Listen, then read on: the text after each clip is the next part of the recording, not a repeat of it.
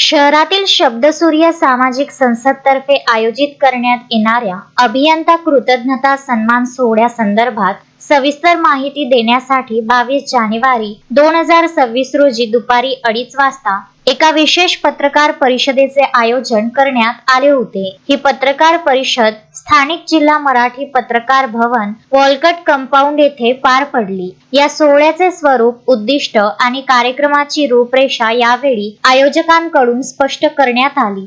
मी photo artist जी नागेश वेणुचंद्रा आज पत्रकार परिषदेचे निमित्त आहे ते म्हणजे महाराष्ट्राचं काश्मीर आणि विदर्भाच्या नंदनवन असलेल्या मेळघाटचे नैसर्गिक सौंदर्य, चिंब झालेल्या संदकृती तथा प्रकाशचित्रे, वित्त आणि चित्ताने गल्ली ते दिल्लीपर्यंत पोहोचवणाऱ्या PWDच्या विभागातील कलारसिक मायबाप, अभियंते व त्यांचे सहकारी यांचा कृतज्ञता सोहळा मी शब्दसूर्य सामाजिक संस्थेच्या वतीने हा उद्या दिनांक 23 जानेवारीला वंदनीय हिंदू हृदय सम्राट बाळासाहेब ठाकरे यांच्या जयंतीनिमित्त आणि तुकाराम महाराजांच्या जयंतीनिमित्तच्या पर्वावर आणि सोबतच नेताजी सुभाषचंद्र बोस यांच्या पावन स्मृतीला वंदन करून त्या दिवशी हा मी अभियंता कृतज्ञता गौरव सोहळा आयोजित केलेला आहे।